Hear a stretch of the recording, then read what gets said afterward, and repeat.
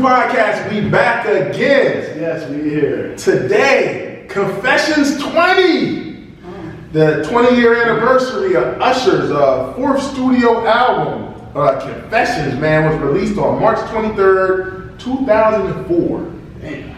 Got my man Lenny here, got my girl Saleka with me to talk this Confessions. Your boy Sean's here. Sean, you're here again. Everybody knows you. But I'm gonna start off by this. Like, when Confessions came out, other than you was like 3, Lenny. Just tell me when you first heard Confessions. But do you remember where you was at when Confessions came out? I was in high school. Really? Yeah, wrapping up my sophomore year. Mm. Yeah, because it came out in like what, March? March. Yeah. Yep. Wrapping up 14, going on 15. How'd you? Yeah, my little feelings about my little first love. Oh my. Oh, yeah. Oh, so you was letting it burn? Nah.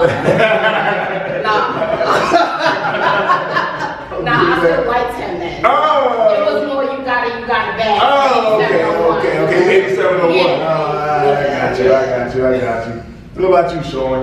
2004, I was a freshman in college, so I do remember seeing the videos and hearing the songs. But you don't like R&B though. I So. like R&B, but Usher wasn't on my radar. Wow. I thought with the videos, I was like, man, he had Chili and cheated on her, and I thought something was like, They just gassed you all the way up. They got you. super gassed. I was like, damn, he cheated on Chili, got another girl pregnant, and he talked about it. That's crazy. How dare Usher? How dare you? I hate you, Usher. I hate you. I think that was the best part of it. It was great, Mark. Yeah. You are getting great, Mark. It was It was great, Mark. Me, I was like in between school. Like I was about to go to Clark, but I was taking a little like break, like a year break, and then I was ready to go back. I was ready to go down to Atlanta. But I love Usher. I love Confessions, and I brought Confessions at Scooters for y'all people that are from Delaware. Scooters over North Side because they didn't have it any other place. They were sold out. So I went in over Scooters and they super overcharged me. It was like $23, which was a lot back then, because there was a mom and pop kind of place, so they used to put that upcharge in there. I think I bought Confessions for like it was probably like $23, man. They got me, but I wanted it that bad. I bought it from Scooters, man. Rest in peace. The owner, the dude that founded Scooters, just passed away like 2 years ago or something. But that was one of them spots. But it wasn't my go-to spot, but it's where I bought Confessions from for sure. So you bought this day one?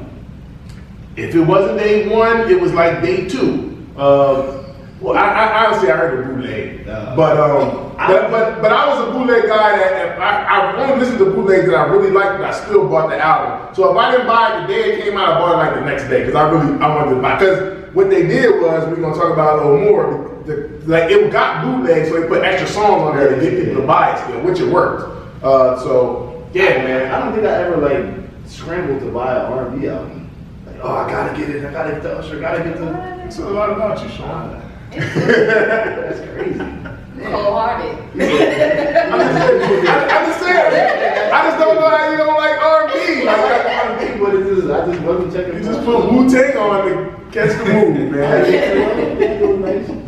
What did dance with dance? So that's R&B, man. Now, Sade, I would go store to store. Alright, Sean. Alright, Lenny, man. When you first heard Confessions. Yeah, man. How old was you when you first heard Confessions? I felt bad for you. Like I gotta say this, you know what I'm saying? But I was in 4th grade. Wow. Yeah, I was in 4th grade. You know? Wow. You heard Confessions in the 4th grade? Yeah. And you know it's funny, like the entire 4th grade class was talking about it. That's how They were talking about Confessions in 4th grade? Oh, Usher made it. Listen, that's how big he was. You know, this is a blockbuster album when he dropped this. You feel me? Especially with his first single being Yeah. But listen, man. My aunt, who babysitted me, she was about like 6 or 7 years older than me. So she used to watch TRL and 106 in Park. So while she was babysitting me and my sister, we were seeing what was transpiring in the music industry when this is about to come out. You understand what I'm saying? Then on top of that, my dad, not only did he buy an album, but he bought my sister the album and he bought me the album. So it was 3 albums of Confessions. Oh, you had Confessions in the 4th grade? Yes. Wow, you had a G. We had, the CD player, everybody had a CD player in our room. You know, me and my sister did. So we was blasting Confessions. And my cousins at my grandma's house was blasting Confessions. And you know, at the time, you was hearing it in people's cars. Yeah. Hold on, so let me ask you this question. The fourth grade Lenny, Yeah. how did the fourth grade Lenny feel about hearing Usher at that age? You remember how did the fourth grader, Well, I remember, like, tell you, like, what, you 8 or something? I remember how I felt in second grade when 8701 came out, because I was trying to do the you remind me. Going back further, was from first grade, what did you listen to? Man. It's like I said, like when Lil' Kim? and on top of that, I had young parents too, so like they were always you know. So I remember like trying to do the handstand from You Remind Me. So, Wow. but when it comes to Confessions, man, like I said, that Yeah track was big. So That's to huge. us kids, we were like, I had Yeah on repeat on the CD player. Then caught up, like with the fast tracks. That's what I was into at first as a young boy. So yeah, it was the dance tracks that really got me. So Lenny, did you have a pair of Heelys? Yeah, I had Heelys at the spot. I couldn't escape to save my life. You know Heelys are, right? Yeah, I know. Yeah, I know Hills. I brought my son a pair of Hills. Yeah, I'm saying you wasn't laughing. Because I didn't personally have Hillies. I'm a grown ass man, but I did buy my son some Hillies. He was loving them then. Yo, so you guys in fourth grade, what was you guys listening to? In fourth grade, I don't know. Fourth I grade. probably listening to Milli Vanilli or something.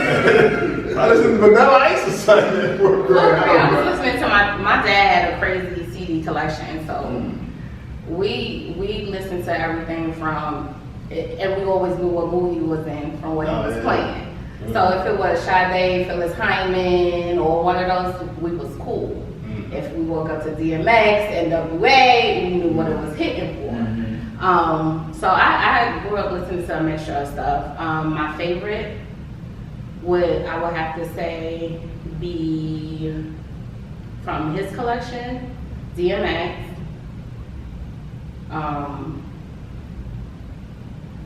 This one sounds crazy. Y'all ever heard of Tears for Fears? Yeah. Classics. Yes. Yes, And Dave Hollister. Oh wow, that's controversial. Oh, Dave Hollister. Oh, that's a whole nother. Dave Hollister just got voted in the Concert Crew Hall of Fame, Second Valley Hall of Fame over a lot of great people, and I'm still confused that I was part of that episode.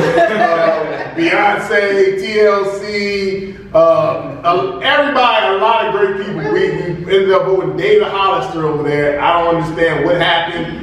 I'm still confused about it, respectfully. But I love Dave Hollister. He ain't Second Valley Hall of Fame for R&B people, but that's another story. That's innocent that you say that though.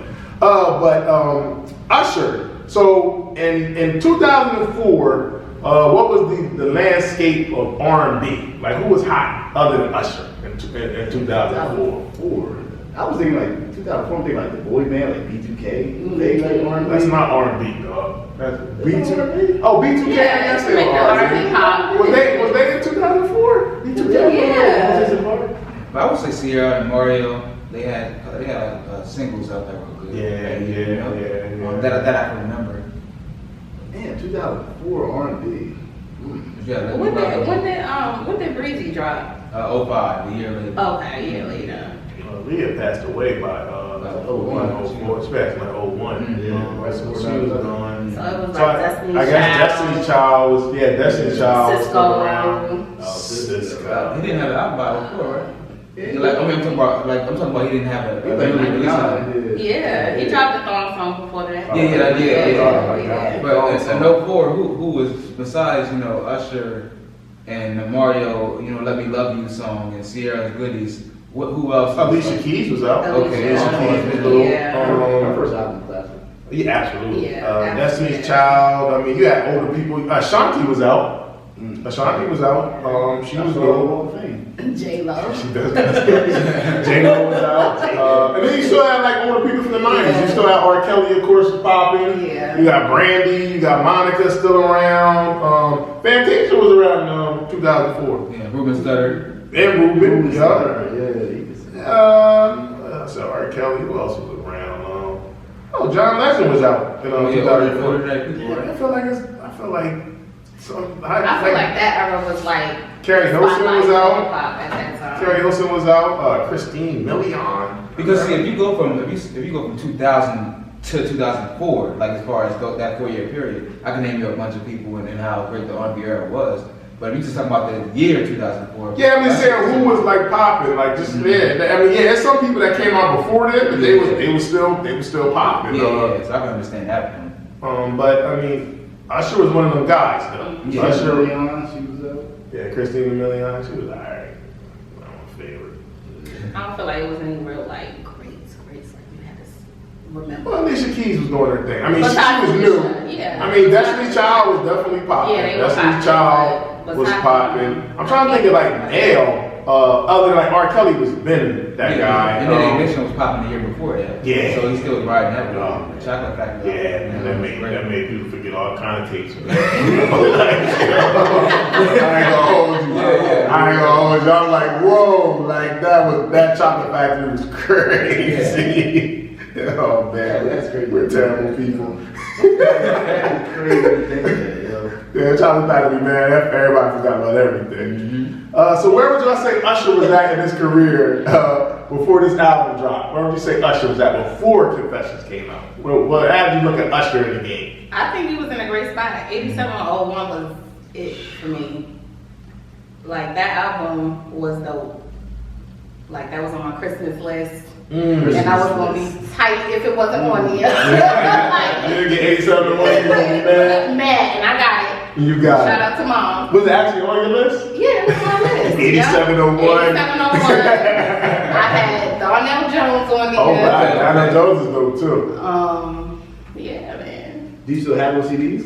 No, I had to let CDs go. She went this. Yeah. Yeah. Crossed over. Yeah, he definitely was coming off 8701. And that album was very successful. It sold almost 5 million records. But yes, Yeah, yes. And it has some classic songs. Like he has some great singles. He had You Remind Me, You Got It Bad, and then You Don't Have to Call. I like the video. It's okay, girl. But then even before that, he had the My Way album with the Nice and Slow. Like Usher had hits. Usher was, I would say, he was a star already. He was a star before Confessions came out. He was a star since My Way, I think. Yes. I feel like he went to another level of stardom after this album, but he was already, I consider him a star. Like he had hit records, he was a star, he had multiple like great singles, so it wasn't like he was like one hit wonder or something. Like he was one of them guys, and he was still pretty young still. So was like Usher ever like labeled like king of R&B at the time? Not at that time. It was based on what I heard from like people who was around like y'all age growing up, right? I would always hear people mention either Bobby Brown or R. Kelly as king of R&B. Like they would always say that. But for me, I'd be like, well, I wouldn't give Bobby Brown the king of R&B on one album, but R. Kelly deserved it more than Bobby Brown to me when it came to king of R&B. But I couldn't see arguments for Luther Vandross and Stevie Wonder and things like that when you go down a rabbit hole. But other than that, it's always consistently been, I heard, R. Kelly. Yeah. I don't know how y'all Yeah, feel. nobody could argue. No, R. Kelly said it. I think one of his greatest hits is like the King of R&B or something. But I mean, nobody could argue with R. Kelly. Like he was that guy. Yeah. Like that's a fact. TB2? Yeah. I mean, the 12 play, TB2. Like he was that guy. Yeah. Like he had hits after hits, and then he wrote hits for people. And his Like, yeah, the thing was great. So nobody could argue. The Bobby Brown thing. Bobby Brown had a classic album, but that second album, I mean, we talking about that in the Hall of Fame. So that second album with Humping Around was not like that. Yeah. And the song with Whitney Houston, that album was not like that. Yeah. But this first, actually his second album, that album was great, classic, no denying it. But other than that, you gotta have a body of work to me. So when people in the long, even like when they were doing the versus thing, and people were saying, Usher's not the king of R&B, it's Bobby Brown. No, Usher has a way better career. It's not even close. And I respect Bobby Brown, but it's not even close. Like if they were to do a versus, it would be a rout. and Bobby Brown got classics, but it's when you get like to like 10, it's gonna start stretching. I think Bobby even knows that. Yeah, but R. Kelly, nobody can argue R. Kelly. R. Kelly got hits. was really that guy. So, was it anticipation for Confessions, you think, when you heard it was coming out? Absolutely. I think part of it was because we watched his whole relationship progress from 8701 to Confessions. Everybody was looking at him anyway for an answer why he did Chili like that. Because, you know, she was considered a good girl, you know, the industry. So I think it wasn't, if not just for the music, I think the controversy around it left people wondering what he was going to say on this album after everything came out. I agree with you. I think people were, well, I definitely, I loved 8701, like you said. I loved 87. I thought 8701 was dope. But a part of me wanted I like Usher and I wanted to see Usher win. And a part of me was like, he got another level to him. I always felt like that. Before I heard the album, I'm like, he got another level. So then Yeah came out, I'm like, oh, he got an anthem. Like, what's this album gonna sound like now? And it's funny because the single and the album are completely different. But yeah, I'm glad it's like that too myself. But I'm like, okay, he got a hit already. He got a hit out the gate with the single. So what's the album gonna sound like? And when I heard the single, I'm like, okay, he taking it up even another notch. Like he had all them hits on 8701, but I'm like, I just felt like he about to go up another notch. So I was excited about it. Like I'm like, yo, I can't wait for this to drop. And I'm not super R&B guy at this point. I'm like hip hop head dude. But I just felt like, yo, he about to bring it for real. Of course you can't really attest to anticipating it because you were in the womb probably. But Sean, Usher wasn't on your radar at all. But I cannot believe you, man. What's wrong with you? I mean, I like Usher. I like Nice and Slow, those videos. 7 o'clock, none of that. Like, I know the songs and shit. It just wasn't like, oh man, I knew Usher. I can't wait. it wasn't deep. It's just not his thing. I mean, like Usher makes good music. Like, he makes good videos. I like his videos. They're very entertaining. Tyrese was in two of his videos getting beat up. He was in My Way. Yeah. What other video was he in? Nice and Slow. Oh, yeah. Usher was a baby on My Way out. And he was still in like that growth from like kind of like a kid running around with Diddy. And now he's like a man, like, you know what I'm saying? Usher was a Diddy party? That was his mentor. It was. Slept in the bed together. I actually heard that. That ain't age well. That ain't age well. Nah, I mean, but it's cool to see him, go from Diddy to JD to the whole like Atlanta sound. You know what I'm saying? Grow up. My Way was not Usher's first album, by the way. It was not his first album. He had one song on his first album, though. He had one song. But the Puffy experiment didn't work. It worked with a lot of other people, but it didn't work with Usher. So he had to go back home. He had to reinvent himself, but it worked. It did work. It did work. It worked for sure. But nah, dope, man. I definitely think, I was ready. I was ready for the album, for sure. Yeah. All right, we talked about anticipation. So expectations for Usher's fourth album, Confessions, when you knew it was official. When you knew when they had a date, you knew it was going to be in stores. What was your expectations? I thought it was going to be a good album, because it was a hit. At that time, 2004, he had Lil Jon. He was huge. He was on the Chappelle show. I mean, Dave Chappelle made a skit about Lil Jon. Put it in further plateau. He had Ludacris on the song. He was huge at the time, hip hop, R&B, and it worked. I thought this album could be really dope. I expect greatness. I'm just basing off of his evolution from My Way to 8701. I'm expecting greatness, but for him to take it up a notch. Now, to be honest, I didn't think it was going to be this much greatness, but I thought I felt like it was going to be. I was expecting it to be great. It was time, and I felt like, okay, like he about to like really elevate, like he really about to take it to another level just off the single. It just had that energy behind it. Like, okay, he great. Because I mean, mind you, like I don't want to downplay the impact of 8701 because you don't have to call drops. Like that was crazy. I mean, all the singles, but then when he came with it, you had to call me, oh, this dude is really snapping, man, with the videos and just the whole choreography, like the whole thing. Usher was, yeah, he was killing it. Michael invited him to dance on the stage that year. Oh, just to have Michael, he wasn't even supposed to be a part of that. Michael called him on stage for that concert he did. So yeah, that's a dope cosign. Matter of fact, I seen something where he said he liked to dance with Air Ones on. So when he said Michael told him he was gonna bring him on stage, he's like, yo, I gotta find some Air Ones. You got some Air Ones in my size? Like, yo, let me wear them. That's what he wore on stage with Michael, because he wanted to dance. He wanted him to dance, and he liked to dance in Air Ones. So he wore Michael Jackson's Air Ones? No, he found somebody that wore Air Ones. I wish and I you was missed the whole story. No, he found somebody. That had Air Ones that he fit. I don't think Michael Jackson. Michael Jackson might have some black slipper type joints, booty type joints. Could you imagine? Oh man. Nike would have called him the next day. But so Laker, your expectations for I expected it to be awesome, amazing. I feel like one thing I feel about, especially R&B artists, when they going through stuff, that's when they make their greatest works. When Mary J was going through what she was going through at the beginning of her career, those were her greatest albums. I don't think she's made anything that will ever top those two albums, them first two albums. I agree. Well, it's like R&B, where it's like when you're happy, you don't make good music. That's interesting.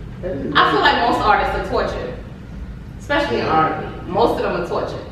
So I feel like if they not being hurt, right, and that's their outlet. Yeah. You know what I mean? But then it's like when you find love and actually get married and happy, it's like shit sucks. Well, they want you to people expect you to tap into that same, and you're not in that space no more. So it's hard for Mary J. Blige to make My Life. By the way, My Life's 30-year anniversary this year. Stay tuned for that. But it's hard for her to tap into that no more because she's not in that space. She's not on drugs. She's not ready to commit suicide. Like, she ain't in that space no more. She's living a better life. So she can't. It's hard to tap into those raw emotions. That's how she was feeling. So it's hard. So it's like okay to be like, all right, you don't need to make music no more. Nah, but see, that's the thing. That's the unique thing, because we saying all that, and then we about to get in. Then we saying all that about Mary J. And we about to get into an album that wasn't even really his full feeling. So it's interesting that we even bring up that point all together. But Confessions, man, the title. What do you take from the title of Confessions? Real quick, I'm sorry. Go ahead. With the expectation, I know I was a young boy, I was 9, but I did hear this though recently on a couple podcasts though. With the expectation, Usher, there was a lot of, I don't want to say anger, but competition in his mind, because a lot of the mainstream media kept calling Justin Timberlake the new king of pop. And Usher was like, man, I just performed on stage with Michael Jackson. 8701 was good, but now that he released his album, they up here calling him the new king of pop, because Cry Me a River was good and Rock Your Body was good. But so they said in the studio, Usher was like, yo, track for track gotta be hard, because I'm competing. Like, I'm tired of them overlooking me. This white boy. Yes, I'm tired of them overlooking me, and they saying Justin is the new king of pop. So Usher was in the studio ready, like, and he would let people know, like, let's go, we gotta get it. So that was his fire. You could feel the fire that he had through his album. You could hear the consistency and everything. He was bringing it, because he had something to prove to the world. I feel Usher on that because he deserved that respect. But to be fair, that Justified was hard. That Justified was kind of hard. That album was kind of hard.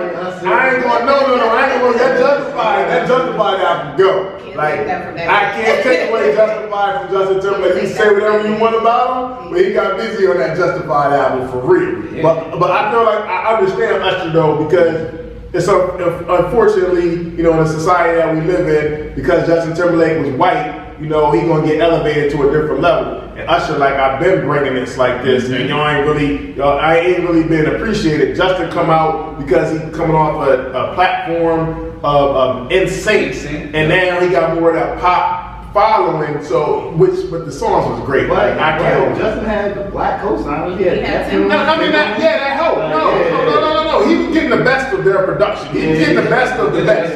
But I'm saying Usher was getting the best of the best too. But it just took a lot of people. Some people just realizing it this year. Like, he did the Super Bowl acting like he just got nice. Like, he's been nice. He's been at these old hits. Usher doesn't have the same crossover. It's just that's the game. That's the unfortunate part about the game, though. But the title Confessions, the Confessions, what do you think about that title? I mean, just listen to the word confession. I mean, it means you're telling the truth. You're telling your truth, or someone else's truth, or just making this up. But I mean, you feel like maybe this is his truth, confessions. Yeah, he said the name Confessions was because he felt it was the most personal record to date. He said, all of us have our Pandora's boxes and skeletons in our closet. I let a few of them out, you know. I've got a lot to say. I've got a lot of things out, you know. I got a lot to say. I got a lot of things and stuff built in me that I just want to let go off. He wrote more songs than he contributed to his previous album. So he actually did more writing on this album than he did on any of his other albums. Mm-hmm. So the album cover, man, you know, showing you in the art. It ain't really art, but I mean, it's the album cover. What do y'all think about it? You got the special deluxe version up here. This is the regular version. So does it say anything? Does the cover? What does that mean to you? So you know, like when they go into like be Catholic or whatever, and you got to make a confession to the priest, and I forgot what they call it when you walk inside the West. There's some type of boot thing. Confession, I don't know. It's called confessional. Yeah, confessional. So you make a confession. So that was great marketing. I love the aesthetic of it. And it's when it comes to artist development, that's what I kind of miss of the old music industry. Everything was kind of paid attention to when it came to detail. So confessions overall, like I love the title, the attention to detail with the cover. It matched. It was perfect. Bro, my mind is blown right now. I thought he was in the studio when he said, Yeah. Yo, he was like that. Like, Father, this is me, Usher. I have things to tell you. What have you done wrong, my son? Like, that's crazy. Yo, it looks like he's in a confessional booth. But is Usher Catholic? No. Nah, yo, that's You just catching that? I'm just catching that. That's crazy. Wow, confessions, confessional. Yeah, sure. Yo, That's wild. Oh, you learn something new every day in the Concert Crew podcast. Did you notice that he was in a... Nah, I'm not gonna leave by yourself. I Thank didn't realize you, that. I thank just you. thought he I was can't be the sad. He only one was He here. messed looks up. sad. He's happy to look like a confessional right Leaning there. his head over like You damn, got I tears messed coming down up. his You face. know? Yeah. Well, so a lot of y'all just find out today that Usher is actually in a confessional. In the confession. And the album is called Confessions, and he's in a confessional. There y'all go. Y'all learned something new today. Confessions is the fourth studio album by Usher, released on May 23rd, 2004 on Arista Records. The album was recorded from 2003 to 2004 and features production from Jermaine Dupri, Lil Jon, Jimmy Jam and Terry Lewis, Brian Michael Cox, Just Blaze, Dre and Vital, and more. When Usher began recording the Confessions in 2003, Usher claimed he did not want to work with any new producers. Production began between Usher and Jermaine Dupri, who produced the last two albums, My Way and 8701. And in spite of his vision, Usher stated with this new album, I chose some new producers who I figured would definitely allow me to really articulate myself in a different way. Every album, you gotta grow. You gotta look for something different. Jermaine Dupri also invited his frequent collaborator, Brian Michael Cox. They got like writing production team kind of almost thing to the record too. Now the record introduced a new style for Usher, focusing on his voice and his technique. Producers Dre and Vital listened to 8701 and they felt that Usher needed to sing harder and let people know about his vocal ability more. So it was a focus on Confession to demonstrate Usher's vocal ability to the listeners. Now this is very interesting. I didn't know this. Usher credits Eminem with the album's reputation of being transparent and Bone Thugs' harmony with the hip hop sound of the album. Yes, this is a fact. And Usher. Now, just hearing that, you get any of that from the album? You get Bone Thugs and Eminem? For me personally, I didn't even feel anything.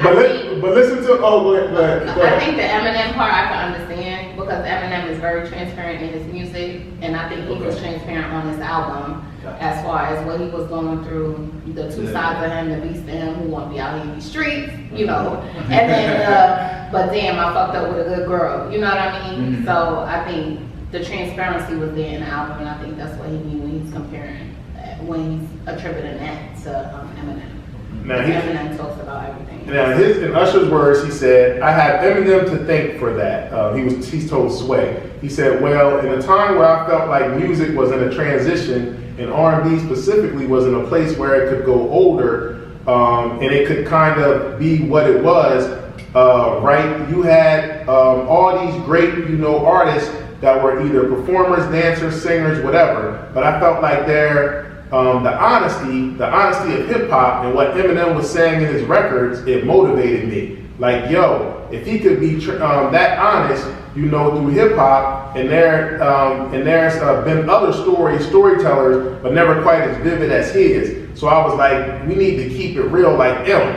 I want to go all the way in. So let me talk about the unspoken, the shit that people don't want to talk about and don't want to have to deal with. So that's what Confessions kind of kicked in. And I got that Cleveland because the Bone Thugs and Harmony, what I'm saying, is to just understand that the rhythm and the flip of it to be able to make it be, and this is his words, not mine, to make it be at least, hip hop appropriate. So you know what I'm saying? That's what it was, and I kind of recreated what I felt R&B was and what it is today in some ways. I can kind of understand the Bone Thugs and Harmony because really they were harmonizing, like they were kind of singing, harmonizing, rapping. So if you kind of think of Usher's flow at some points, it's kind of like rapping but singing. It's kind of like singing and rapping.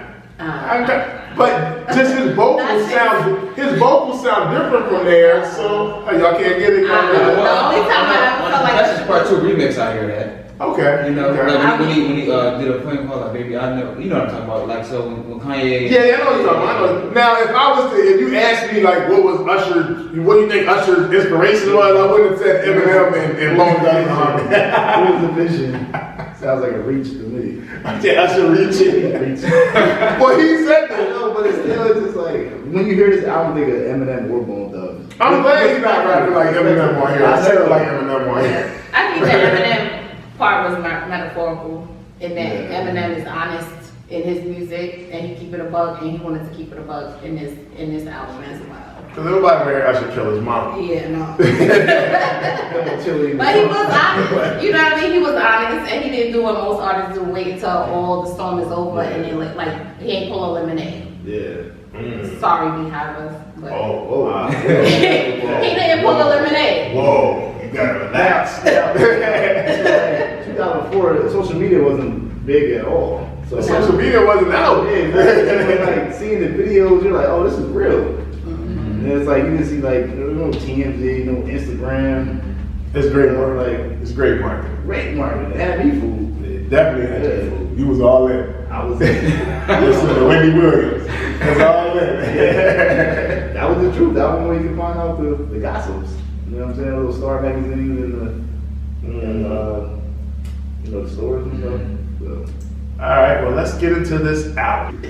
All right, track number 1, we got the intro skit produced by James Lackey and Usher Raymond. James Lackey is his brother, actually. So his brother was part of the production process.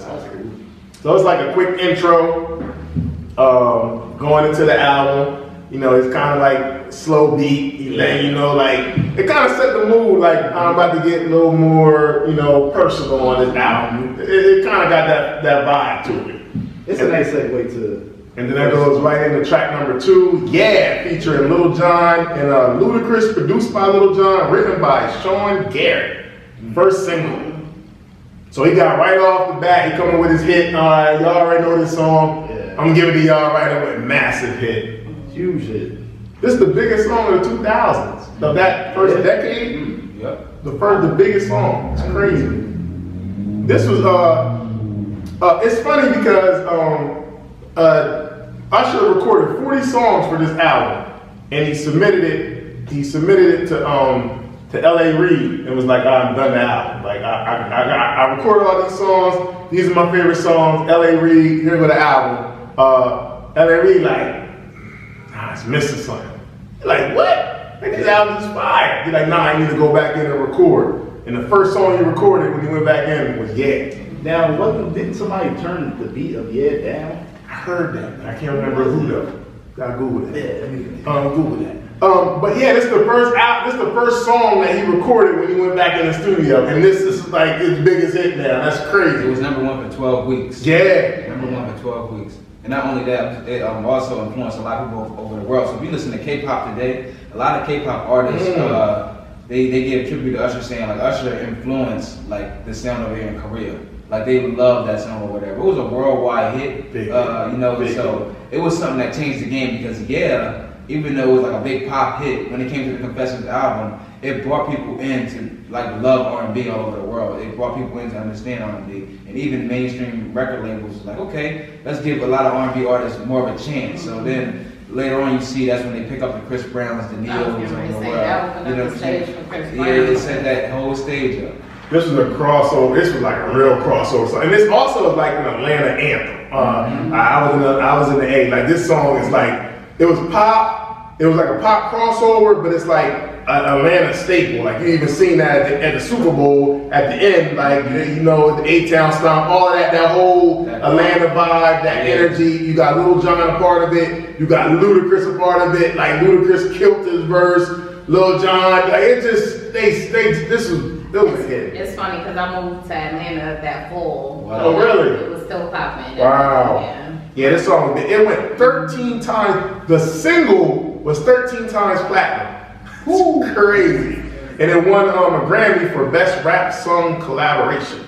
So this song was huge. This song was huge, man. Changed the game. It was like, this song was everywhere. Like, it was like #1 on the video was #1 everywhere. Like, you know, it's a song that Ludacris and Lil Jon can like go to. It's like their biggest song. It's Usher's biggest song. It's a smash hit, and it's crazy that this wasn't even part of the album. If Usher would have had his way, this wouldn't even been part of the album.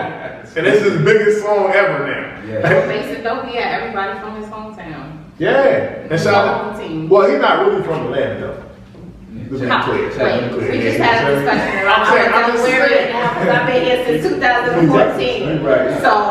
Born in Texas, Yeah. raised in Tennessee. But I mean, he's from Atlanta. He grew up in Atlanta, Yeah. so he's from Atlanta. But yeah, that's what I'm saying. This is the Atlanta anthem. Like it was like the whole home team. Everybody was on that kind of sound. When Lil Jon was really big, Lil Jon was doing everything. But the Usher one, they just knocked this one out the park, man. They knocked it out the park. That goes to track number 3, Throwback, produced by Just Blaze, written by Patrick J.Q. Smith, Justin Smith, Richard Wiley, Lamont Dozier, Brent Holland, and Edward Holland. I love this beat, man. Just Blaze kills this beat. And then I think State Property used this on their second album. No. Or they used it. This is the great thing about being a producer, and you can give a song to rappers, and then you can take the same beat and say, let me give it to Usher, because I know it's going to get more out there. So it was actually on State Property 2, Chain Gang Volume 2. It was on the album first. Okay. It's a song called Want Me Back. They got Oskino, Sparks, Young Chris, and Freeway. And he took the same exact beat and gave it to Usher. Usher did, he killed him. He killed it, but the thing about it is, like, I mean, you're gonna hear this a lot. Like, this is an album cut. It's crazy. And then on the deluxe version, he got Jadakiss on here. Jadakiss is on it, and he kills it. Kills it. But this sample is actually Dionne Warwick. You're Gonna Need Me. That sample's crazy. Yeah.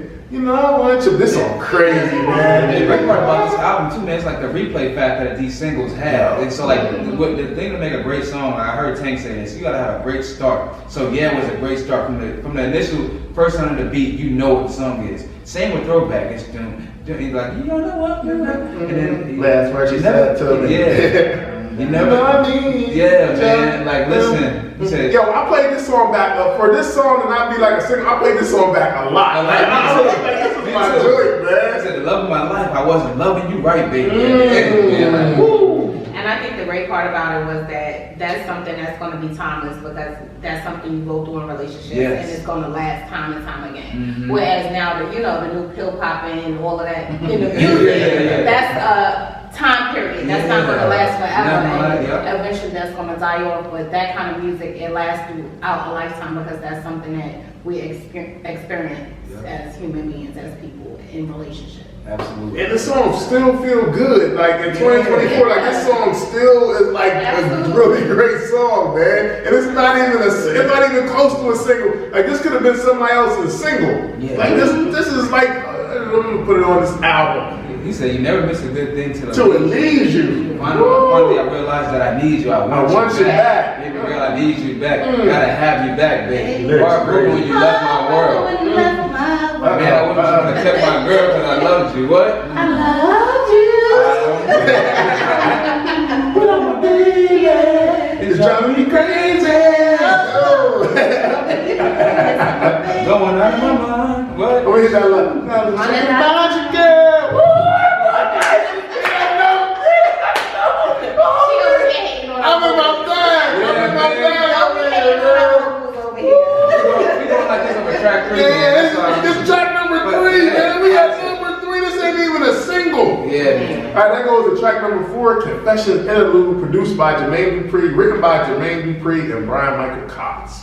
It's like an intro, but it's like his own song, though. It's like an intro, but it's his own song. What did he write though?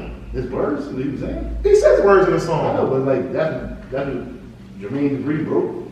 Yeah, Jermaine Dupri writes R&B songs. Yeah. Showing a lot of them, like hits. Yeah, it's good. All that stuff. And the original title of this song was All Bad. Everything I'm gonna do is all bad. I got chicken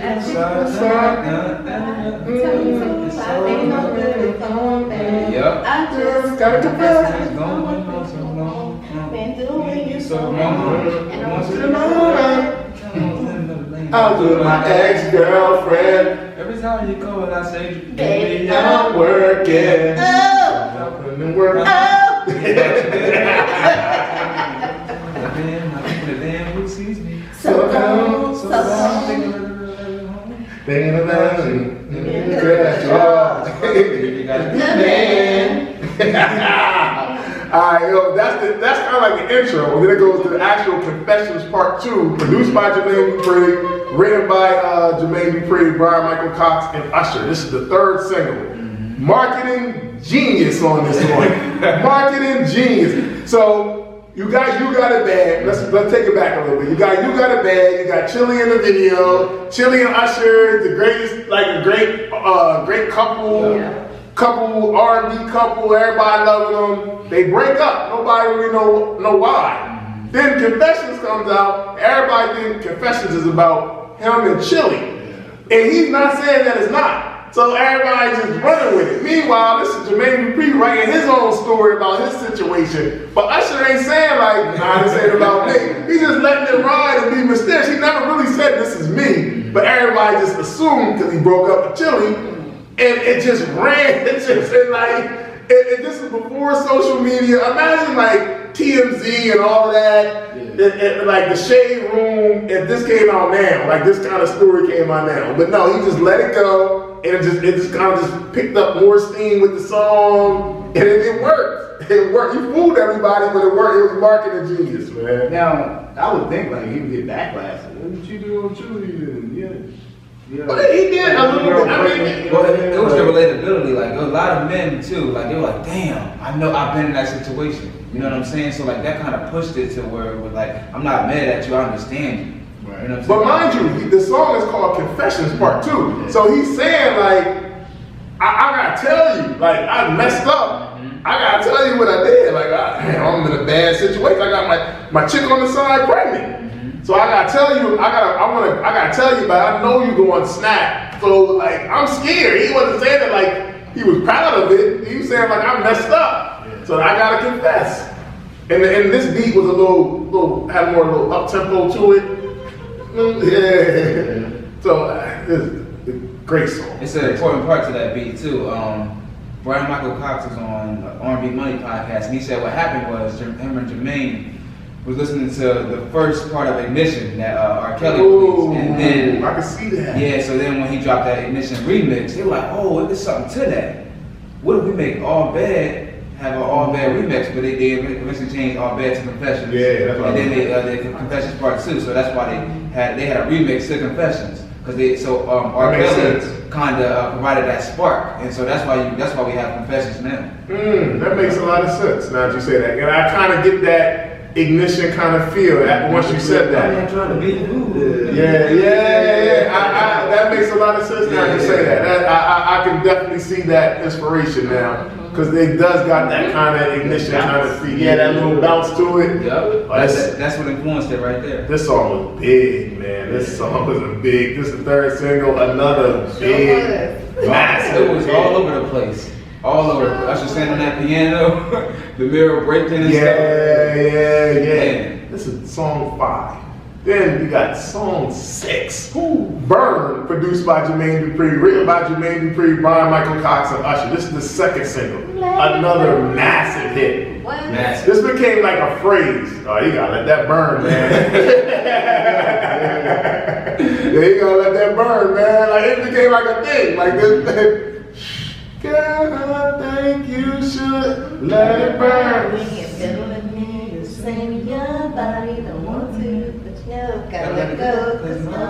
That's my part. Nothing like you used to. That's my part right there. Let it burn.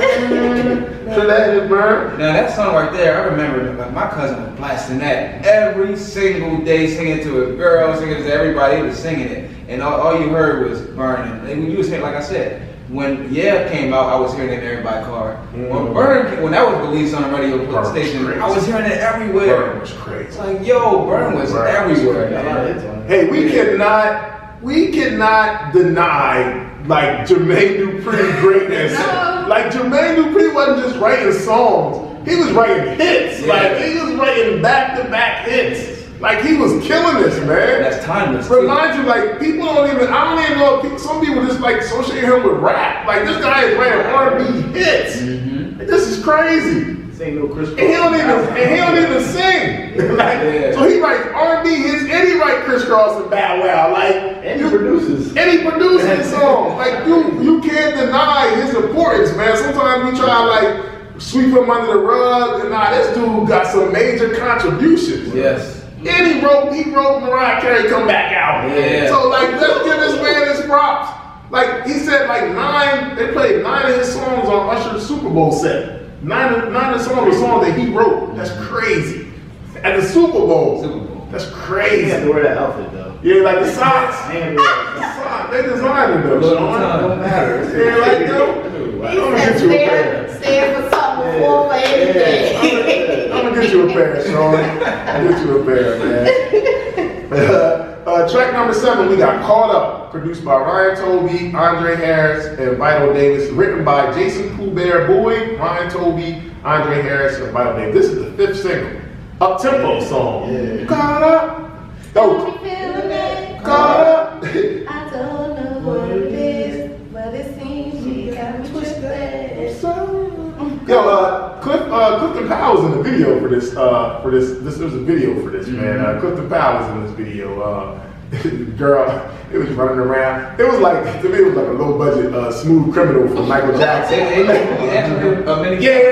did. I kind of got Smooth Criminal Michael Jackson vibes from it a little bit. But yeah, this is like an up-tempo song. This is the 5th single.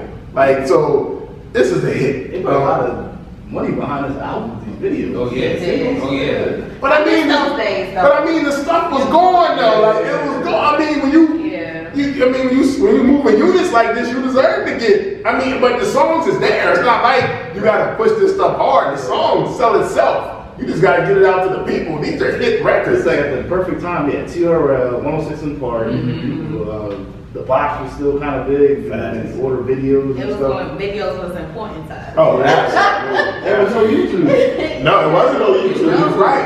Also, all you was getting was you had to watch the video channels to get this stuff. Like I said, when I was a young kid, man, listening to Caught Up, I would listen to that on repeat. Like that was a good dance track right there. Yeah, it's up tempo. And it was so good that even at the Grammys, Usher performed with James Brown. He performed Caught Up, and they danced together. And that's why Usher did his backflip They was doing the little James Brown moves, and then James Brown, he called Usher a godson of soul. Wow, After he finished that that's an performance. ultimate co-sign right Yeah, there. yeah. So that meant a lot to Usher, man. And that was for that Caught Up track. You know, so like we want that's track 7 right here. Track and all this stuff 7. happening, man. Track 7. It's crazy, man. Caught Up was another hit. Track number 8, Superstar Interlude, produced by Arthur Strong, Juan Johnny, Najar, Valdez, Brantley, Aaron Spears, and Usher. It was written by Usher, Dre and Vital, Ryan Toby, Natika Hemingway, and J. Pooh Bear Boy. This is like the intro to Superstar. Classic. This is number 1. So we got Number 1. This goes out to you. Yeah. My number 1. I won't stop until I see you. Yeah. Number You 1. know we love Yeah. Many shows now. I'm gonna keep on looking. Shout out to Usher. Yo, this song is crazy. Well, that's like an intro. Then it leads to track number 9, Superstar, produced by Dre and Vital, written by Dre and Vital, Usher, Ryan Toby, Natika Hemingway, and Jason Pooh Bear Boy. The opening note on this song is so classic, man. Like I ain't gonna go there for y'all today. I normally can hit this note. I normally can hit this note in the shower, but I don't know what's the weather a little funny, so I don't know. I'm gonna get y'all this. You gotta go to I don't know. We can start to hear it. Nah, I don't know. Spring is in the air. I don't know if everybody hit this note, man. I don't know. I'm in the air with you.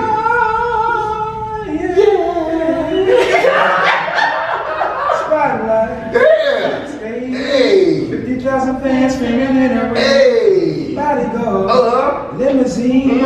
This is the way I see you in my dreams. Come on now. He got a background note on that part too. That's mean too. I'll go hit it for you.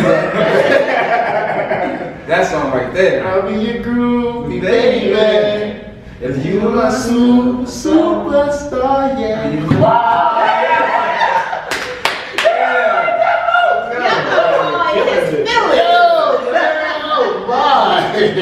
Yo, Carl. Yo, so have you ever called a girl and sang to her on the phone? Hell no, because I never said people do that. Yeah, I did. I did.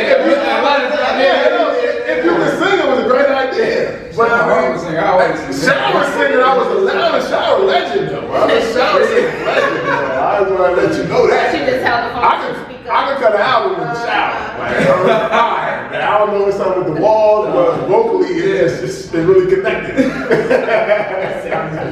Yeah. Nah, this vocally, yeah, they had a TikTok challenge off here, which was dope. Everybody was hitting this note, laughing at each other. But vocally, he was showing off on this song to me. Oh yeah. But I don't think his vocals is really appreciated like how they supposed to. Like he is snapping vocally, man. From that opening note to just the whole song vocally, I think Usher's vocals is underrated to me. I think they They underrated. disrespect them, man.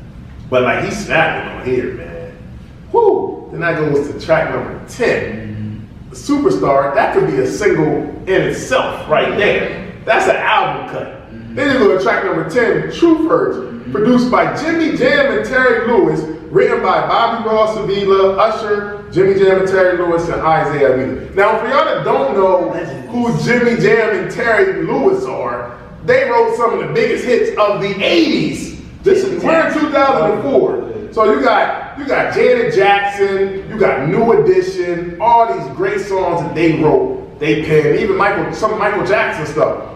Then they get to Usher. Their songs on this album are not even singles. They're all album cuts, and they're great. They're great. True Words is great, man. I got reason to believe that you've been fooling around. Like it's a great song, and this is an album cut, but it's wrote by Jimmy Jam and Terry Lewis. Yeah. This is crazy, man. I wonder, like, how much would they charge to write a song? Like, how much? A lot. Like in 2004, that had to be a lot. Hypothetically speaking, how much are they charging to? That's why when you said that his budget was great. It had to be great. If you bring in Jimmy Jam and Terry Lewis to do album cuts, like they make singles. Yeah. Like this is New Edition, Can't Stand the Rain. Like these is singles. They make hits. They come on an Usher album to do B cuts and album cuts. Yeah, that's deep. It made hits though. It's crazy. Like he got so many songs that could have been singles on his album. He could have had about at least 10 or more singles on his album. Like they that good. Yep. For real. And man. Oh yeah, this one. Track number 11, Simple Things, produced by Jimmy Jam and Terry Lewis, written by Jimmy Jam, Terry Lewis, Bobby Ross Avila, Usher, and Isaiah J. Avila. Man, this song is great. Everybody can relate to this one. The lyrics on this song are great. Like the lyrics, lyrically, an R&B song, it don't get no better than this, man. It's the simple things in life we forget. Why do we make things so complicated, right? Why do we make things So complicated. complicated? Searching for what's right In front of your face. but you can't see it. Oh yeah. This beat, the whole melody, dun, dun, it's a great song. Oh yeah, man. shut up. They say money can't buy your love. They say money can't buy your love, but they never seem to listen. I'm Nah. all ears. That's game right there. Now, so you think these songs keep up with the whole Confessions theme, or just the first couple singles? For me, absolutely. No, it is because, you know, you got, listen to the album, I mean, the titles though. So you got Truth Hurts, then you got Simple Things, well, you got, well, you can go back, you got Caught Up, and you got Superstar, and you got Truth Hurts. It's like, all these got more edge compared to some of the other songs we heard from Usher in the past. Jermaine Dupri actually said that he felt Usher was a little clean cut, and we wanted to give him more edge with the album. So the album, the song is like Truth Hurts. It's the simple things, like, and as you keep on going with some of the more the songs that's coming up, like it's like more of an edge. It's not the normal like clean cut. I'm gonna make this nice little love song for the radio. Nah, I'm growing up a little bit Right. now. I feel like this album like showed his maturity, one, and then two, also showed that it's both sides to a human They being. never be replaced. Yeah. One of the things that stand the test of time. Yeah. I love the lyrics on here. It's a part where you go like, so you think that you knew what's important? Steady chasing the dime, what are you gonna they know what's important? Steady chasing the dime, but you're losing the treasure, or something like that. Yeah. Oh, no, steady chasing your fame and your fortune. I forgot how I go, but it's a part on Simple Things, man. That's so deep. Yeah. You know what I'm saying? But it's about losing something, and you're not valuing the woman like you're supposed to. Nah, it's great. This is great writing. Like Jimmy Jam and Terry Lewis, of course they were gonna make a great song. But like the lyrics on here is like really, I like really feel this song. Like and it's like a message. Like it's the simple things, man. You don't always gotta do so much. It's the simple things in life you forget. Like it's a great message on an R&B song. Like it's another reason why I love this album so much is because like it's R&B, but like some R&B songs just be kind of like generic stuff. Like this is stuff like you really can feel the lyrics. Like a lot of times you do that with like rap songs, but like this is an R&B album where it's like, yo, I feel them lyrics, man. Like you can feel it. It's not just like, hey, I love you, girl, little simple stuff. It's like this is really like lyric driven. They really writing on it. Like they got their writing game out on this album. Chasing your family and fortune. Man, oh God, I wish I remember. I'm gonna be so mad at myself. So track number 12, Bad Girl, produced by Jimmy Jam and Terry Lewis, and Distro Music, written by Jimmy Jam, Terry Lewis, Will Geist, Bobby Ross Avila, Isaiah Avila, Usher, and Donta Barton. Now I'm gonna say this first of all. I DJ, and out of all the songs that we list on this great album, I play this song the most, and it gets people going. And this is not even a single. This is not an official single of this album. And when I would probably play Bad Girl more than any other song from this album. And it gets a reaction that's just different. Like the ladies love this song. This is one of those songs where you hear that guitar riff, you just know what it is. When you hear that, they're crazy. When they hear that little beginning, they're going crazy. They love this song. This song isn't really like a super up-tempo song, but it's just something about it that they love it. Yeah. Ladies love this song. Yeah, this is a hit. This is not even a single. It's not even a single. This would be some people's biggest hit. It's not even a single on this album. And they love this song. This song go. They put like 10 seconds of it before on the video My Boo, where Alicia Keys Yeah, put 10 seconds of it right before. Remember that? Yeah, it was Yeah. This song, he did a little intro to this on the Super Bowl. Like this song is big, and that's how these songs was just taking off on their own. They didn't even have to market some of this stuff. It was just taking off on its own. This song just took off on its own. Damn. This wasn't no official single. They didn't do no video for it. And this song is like big. Like people know the songs. They want to get on the floor, do their little two-step, get with their girl. They singing the song, the words. Like they love Bad Girl as a hit. Yeah. This is a hit. I can't even call this a B cut because this is a hit song. Right, it's a straight hit song, and it's not even something that got pushed. That's how crazy this album is, man. For real. Track number 14, Can You Handle It? Produced by Robin Thicke and Pro J. Written by Robin Thicke, Usher, Robert Daniels, and James Gaff. That's it. Skip one. Oh, my fault. Oh, let me go back. Track number 13, I'm sorry. Oh, I gotta skip this. That's What It's Made For. Yeah. Produced by Jimmy Jam and Terry Lewis. Written by Jimmy Jam and Terry Lewis, Bobby Ross Avila, Azan J. Avila, Usher, and James Q. Wright. Man. What is this song about? Jimmy Jam. Yeah. What? What's this song about? Protection. That's what it's made for. Oh, this song go. What? This song go. You know what this song about, Sean? If you use this, you wouldn't have a baby on the way. Yeah. Hey, side chick. Yeah. Nah, this song go. Yeah, Do it like this, baby. Baby. This song go. This song go. Yep. You know you got it. You don't put it down like this. Yo.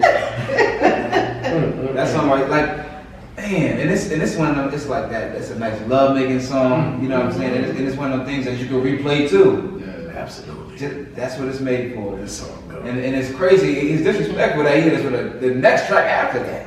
Like, That's what it made for it go. But then track number 14, Can You Handle It? Produced by Robin Thicke, Pro J, written by Robin Thicke, Usher, Robert Daniels, and James Gaff. Now, Robin Thicke, man, is underrated. Absolutely. Because Robin Thicke, though, he was a writer though before he even became an artist. He was a writer. First of all, his dad is a low-key legend and wrote sitcom show. Growing Pains and what's the other one? He wrote two big, I can't think of the other one. Step by Step. Not Step by Step. There's another big, it's Growing Pains or something All else. the Family. No, Facts of Life, I think it's Facts of Life. Nah, maybe not Facts of Life. It's Growing Pains, it's something else. I can't think of it. But he wrote two big like sitcom theme songs that everybody know. His dad. But then he wrote a lot of songs before he even became an artist. Yeah. He wrote a lot of songs. So his son followed his footsteps, and I think The Evolution of Robin Thicke is a great album if you heard that. Yeah. Tap into that album. Absolutely. But he wrote Can You Handle It? This song is another one. This is my favorite song on the album. Wow! Yeah. Really? Yeah. Wow! It's slow, it's just like that. When I think of R&B, like, this is what I like. Like shit like that. And they got the female voice on here too. This one nice. I got something to say. Oh, I gotta know for this too. I think that you should know. I'm playing the most today. You know what I love about this? The love songs on this album. One more note. Oh, you should have kept on going. Let you go. All right, go ahead. The thing I loved about the love songs, some of the love songs on this album was that it was classy, but still a little nasty. Yeah. You know what I'm saying? Like, Classy but nasty. Classy nasty. Classy nasty. Y'all just This make was it the up first. definition of lady in the streets freaking shit. That's what it was giving. Classy That's but what it was nasty. giving. Right. Man, this song right here, he said, can you handle it? I can go down, baby, with you. You gonna get what? I forgot the words. Baby, can you handle? Didn't even know that after that. Yo, where them lyrics at? But Yeah, that song right there. you talking about beats is crazy. You talking about beats is crazy. Track number 15, Do It To Me, produced by Jermaine Dupri, written by Jermaine Dupri, Brian Michael Cox. Yo, this beat right here is like mesmerizing me. It's like do do do do do. Yo, this beat is like it kind of like just like suck you in like it's crazy, man. Do it to me. Oh man, he's killing them at the end of this album. Man. Yo. Wow. And it's, like you said, a lot of these could have been released as singles. That's what I'm saying. A lot of them. And it's like, yo, when you listen to a lot of this albums from this area, it would be like a little fall off part of the album where it's like, okay, we nice little run. Yeah. Like it just kept on going. Like it's another song. Like I love these songs. Like that's what it's made for. Like you don't those songs don't get mentioned when you talk about this album. But that's what it made for. Can you handle it? Do It To Me. Like these is great songs, man. It's pocket for B-list, not B-list, but These album cuts. B cuts, and he's killing it, man. That was right there, track number 16. Take Your Hand, produced and written by Rich Harrison. Oh yeah. That was on the Rhythm City Next thing too. I like this beat. Don't know what to do when I'm pretty much sure I'm the door. Take your hand, let go. Take your hand. Yeah, that song right there, man. And it gave me that like a Michael Jackson feel. Word, you know what I'm saying? I word. could tell it was influenced by that. Word. Especially when I seen for the short film that they did for this with the songs that caught up and stuff in it. I seen the Michael Jackson movie, the Smooth Criminal thing. So I love the beat and the production of it. You know what? Now I'm thinking about this. These ending songs, like he was really showing his vocals off more. Like these last kind of 5 songs we talked about. He has a lot of vocal moments on these songs where it's like them notes he hitting, it's slower. Yeah. It's like setting the mood, but like vocally, like he really like showing off. He got like these moments on all of them. It's not really about the tempo. It's about really what he's saying in the songs. But like you play these songs, you like have a baby on the way. Like, you play these back to back. Like you're gonna be expecting something, man. It get real. Track number 17, we got Follow Me, produced by Dre Avato, written by Dre Avato, Ryan Dobie, and Jason Pooh Bear Boy. I like this song a lot What too. we gonna do now? You get it down on the floor. Oh, come follow me, come follow me, man. Yeah, I love this song too. Yeah, this joint go. This joint got that little 8-town bop to it. Yeah. This joint go. I'm gonna get down on the floor. Yeah. This song, damn, this is another B cut. This song go, man. Man. Yeah, this song go, Another one man. that could have been released as a single too. Absolutely, man. Absolutely. All right, so that concludes the actual original album. And then you get to the deluxe version. Now, they came out with these songs because it was bootleg so heavy because people wanted to hear Usher. So we said, well, okay, cool, we're going to give us some more songs in the deluxe version. So the first deluxe song is My Boo, featuring Alicia Keys, produced by Jermaine Dupri, written by Jermaine Dupri, Adonis Stratosphere, Usher, Alicia Keys, and Manuel Seal. Fourth single. This is the fourth single. This is actually a single. and a video. Yeah, the video. Classic song. Classic song. Classic song. As soon as you hear it, We were younger, you were mine. as soon as they start off, you know what I'm saying? As soon as they start off, there's always that one person who will always have your heart. You never see it coming cause you're blinded from the start. Know that you're that one for me. It's clear for everyone to see. Oh, baby. Oh. And then the beat comes. What I know about us. That's the only way we know how to rock. Yeah. Hit you with another classic song, man. And Alicia Keys is popping at this time, Yeah. so it's big for both of them. Yeah. So at this time there was no Swiss, right? No.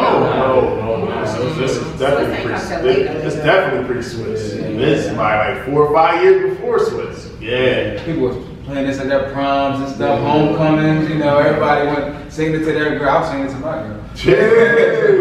It was one of them songs, man, that stay with you forever. Classic, another classic song. A classic song that wasn't even originally for the album. Like, this is the extra one he threw on there. So we got hits on Tuck now. Yeah. All the hits they already got, and we got hits on Tuck. More. That leads to track number 19, Red Light, produced by Lil Jon and Sean Garrett, written by Sean Garrett, Robert McDowell, Carrie Hilson, and Patrick J.Q. Smith and Lil Jon. And this got the Lil Jon sound. Yeah, that crunk. I thought this joint was like, this joint was Well, he like, performed to it at the MTV Awards. For the album, for what we heard, one I can Lil see Jon that. song was enough. This joint wasn't it for me. Well, you gotta follow up. Yeah, that's a hard thing to follow Yeah, it's hard up. to follow up. But you know what? As a kid, I was dancing a lot and stuff. Yeah. I liked it. I liked Yeah, it, you know I what I'm actually like the hook on this song. Like, yeah. Just a one night. I like that. I like that part. Yeah. But but it's it's following. Yeah, it's a tough. yeah, That's yeah. a tough song to follow for Lil Jon. So I can see why it was in the cut. I think that was my least favorite. I might can agree with you. I can see that. I might can agree with You you. just take this off the whole deluxe album. I can agree with you. You could have left this off. I would have been good. But then he comes out with track number 20, Seduction, produced another Jimmy Jam and Terry Lewis. This might be their best B-cut album songs ever, because they're killing these B-cuts on here. Written by Jimmy Jam, Terry Lewis, Tim Lever, Bobby Ross, Avila, Isaiah J. Avila, and James Q. Wright and Usher. This is my joint. Yeah, this joint goes. It's real simple, but it's just it's seduction. It's like real slow, but it's just. So yeah, they got that. It's killing it. I wanna give it to you.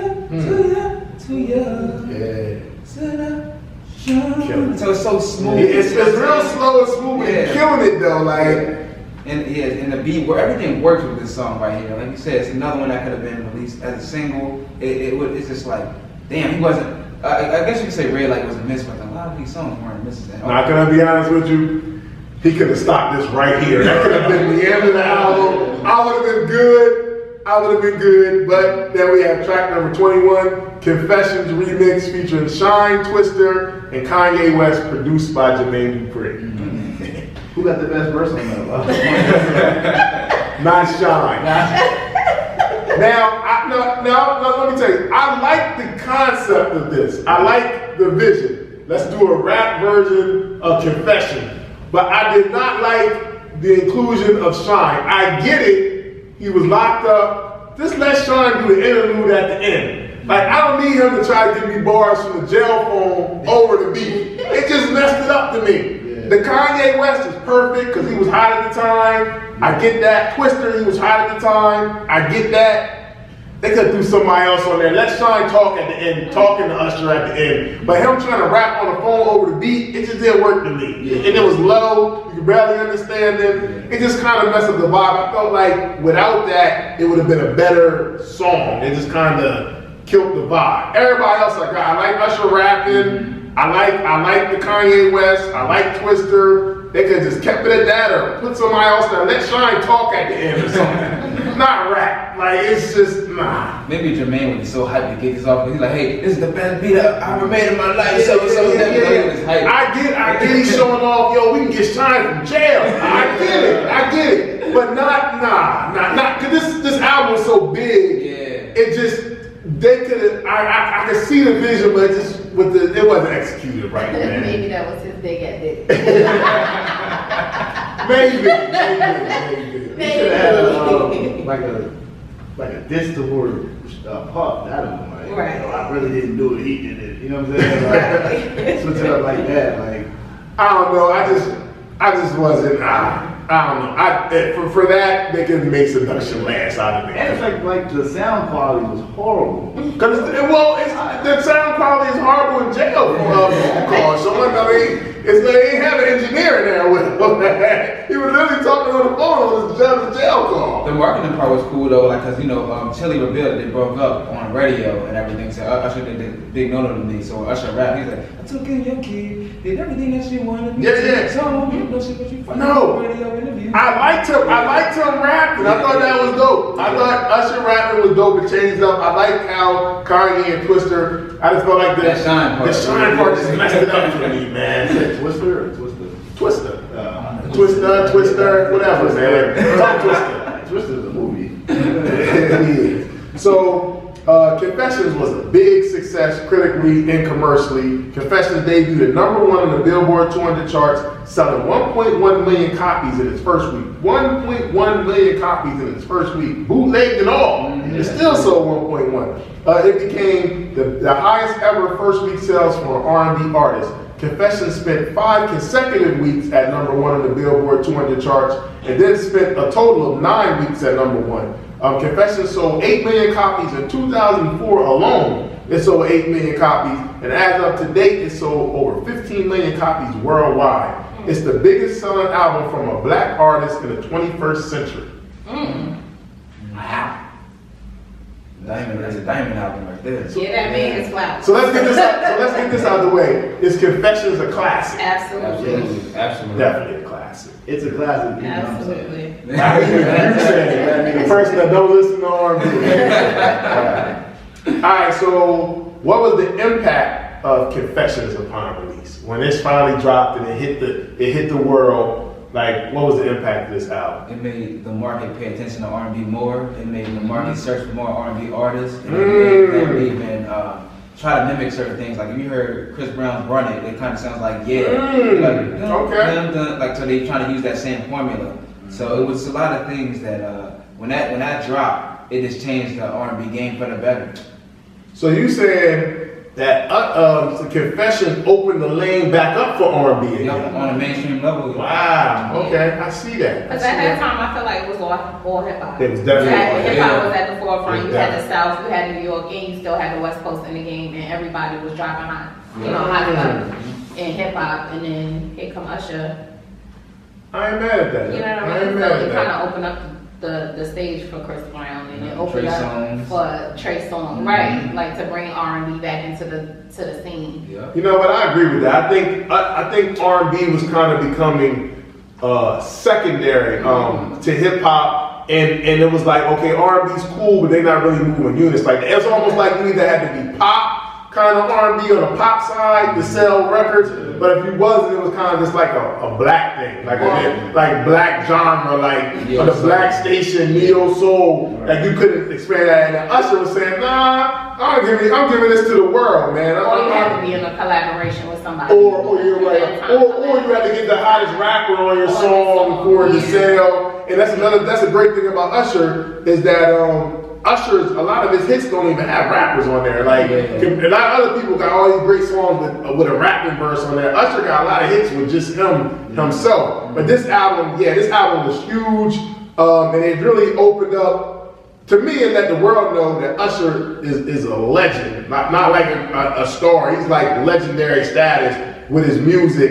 And it was like, yo, world, y'all thought My Way and 8701 was something? Nah. I went all the way. I'm that guy. Like, this different. Like, I'm trying to go for, like, I'm not saying he's Michael Jackson status. Mike's my guy. But I'm just saying, like, that's what I'm going for. I'm going for that level of success. I'm not just happy with just being a black R&B lane. Nah, like, we give this to the world. Like, we going to the pop stations. We going to cross this over everywhere. Y'all going to love me. But I'm bringing this is black music. But I'm bringing it to the world, not just a certain segment. So impact was huge. Like, I mean, like you got, like I actually bought the real version and the deluxe version. Like I was this album everywhere, man. Alright, so let me ask y'all this. What's that? Thriller is 9 songs. Can you cut this album Confession down to 9 songs to compare it to Thriller? No, we're not gonna compare it. No. But you can say like with the record breaking thing, like him and Michael are the only two that got diamond albums. As far as black males that have diamond albums that are singing, so plus Usher look up to Michael and everything, so I don't think he would even want that comparison. Nah, I wouldn't want to cut this album to 9 songs. cutting this album to 9 songs to me would be a disservice. Yeah. Because like we just went down the back end of this album, and the back end is super strong, but nobody even mentions these songs when they mention this album because the hits are so big. Yeah, so big. But like the back end, man, can you handle it? That's what it's made for. Follow Me. Those is great songs, man. Like, and we don't even talk about them. Do It To Me. Like, yo. Like these, it's even like the simple things, The Truth Hurts. Like these are great songs, and they don't even get mentioned because you got and Burn and Confessions Part 2 and Bad Girl and like Caught Up. Like, and this is and who makes this is another thing. We got a lot of songs. We review albums all the time. And we like, man, that's a lot of songs, man. Like 20 songs is too long. Like who makes 20 song albums now, and it like carries all the way through. When you wait for it's like 4 minutes of song. and when you wait, and you're waiting, you normally like by the time you get to song 20, you're like, oh damn, That shit's still on. you're like, damn man, I was with you for song 10, but then when it got to like 12, 13, like you lost. Like he carried the whole album through with hits. Like it kept your attention, kept songs that you love. Like you rarely ever see that now. Like you don't see that a lot. I don't think it can be done. You're lucky if you can get 12 songs where you can carry the 12 songs all the way through. But you talking about going into the 20s? Nah. So like you said, what was that? What was it? Red Light. That's number 19. Yeah. And that was my least favorite. Yeah, that's your least favorite. That's song number 19 of 2021 or whatever. Like that's great. That's a great thing right That there. really is a great thing. So how would you describe the sound of Confessions? If you was somebody asked you, describe the sound of Confessions. It sounds like early 2000s R&B. What does early 2000 R&B sound like? Sound like Confessions. Oh wow! It sounds like it's not That's very throwback. detailed, Sean. I mean, it's not throwback. Like It was a classic mix. R&B. It's a mix of new sounds, It's a samples. mix. I would literally I say feel like that. it was I'm sorry, going but- through the transition from like, back before Usher and like with R. Kelly, it was either slow and sensual and all of that, usually in R&B, but I think he did a good mix of adding, the up-tempo hip hop into it, and I feel like it worked with the crossover with R&B met hip hop. If somebody would have asked me, I would You know have what I said mean? the sound is timeless, only because like when you hear a timeless album, something that stands the test of time, like you really, I can't put it in an era. So like when I hear like a Thriller album, right, and I hear like Billie Jean beat it and stuff like that, when a 5-year-old hears it, they go crazy from it. It's just like they love it. So when it's an album or something like this, and they say, Lenny, what's the sound to you when it comes to Confession? I'm like, man, to me, bro, it's timeless. It's a timeless sound. No matter what, like when you give it to somebody, play it to somebody, and the effect that it had on the world, that's something that you call timeless, in my opinion. Now, to rebuttal that, you feel like our parent, their generation, when they look at this album, like, yo, it's classic. Yeah, that's what I got from my dad and my mom. I think they would. I think they would because we just celebrated earlier this year. We celebrated Kanye West's the College Dropout 20, and one thing that Kanye West did, which was different from a lot of rappers, is he had a whole team of writers that would go into the studio with him, and they would together all come up with these songs. Well, that was Usher's take for this album. He had a team. Yeah. It was Usher, it was Jermaine Dupri, it was Brian Michael Cox. They were like the head of the team. And then we're going to bring in other people to add to this sound. And they created a sound together, which was lyric driven for R&B, which at this time R&B was kind of the same thing. If you wasn't making like a song for the club, an up-tempo R&B song, the kind of ballads and stuff kind of sounded the same. The writing sounded the same. So they really put the pen to me on the writing part. And then like we're bringing in Jimmy Jam and Terry Lewis that wrote hits in the 80s, and they're writing these great songs in 2004 that are still up to date and still go right now. Like it's just great. Like when he said, timeless songs that you can love it no matter what era you're from. You can appreciate those songs. And if you can't appreciate some of the more edgy songs that Jermaine Dupri was writing, you definitely gonna appreciate them B-side songs that Jimmy Jam and Terry Lewis was writing. But I do also agree with Saleka that it was kind of the bridge into where the lane that I'm really not the biggest fan of is when it just sounds like they just straight rapping but singing, and then the traditional R&B is kind of like that middle ground. Like this is kind of like the middle ground right before your R&B just sounded like straight rapper. So it was the middle ground, but it's at the highest level of everything. The highest level, and one thing I want to give Usher credit for is I think his vocally I think is underrated. But the production was great, the writing was great, and it was just this mix with hit song, with hit after hit. It's just everything just was the right time, and it just went off. I mean, it's no surprise that it went off like that, but it just was the perfect gumbo, everything in a pot, mix it up, and it worked. And it's never been done like that again. So it was just the right time for this. It hasn't been done to this level of the success that came with it. There's been great albums that came out, but not to this level right here. This and still be relatable. Yeah, right. What did this album do for Usher's career? Like, what does Confessions do for Usher's career? I think it solidified him as an artist, as a true artist, as a talent. I think he was overlooked. I don't think people received 8701 the way it should have been received, because I thought that was an awesome album. It was. And I think this was like a smack, like wake everybody up, like I'm here, you know what I mean? Like I'm that dude. Even though y'all may not see it, I'm that dude. And I think this put him in that place. Yeah, I agree with you. But I will say, I still think Usher is a little underrated. It sounds crazy, but I think Usher is a little underrated still to this day. And it's funny because hearing people's responses from the Super Bowl, and I'm like these songs been around. Like, why are y'all surprised that he had a great performance? Like, he's been doing it the whole Vegas residency.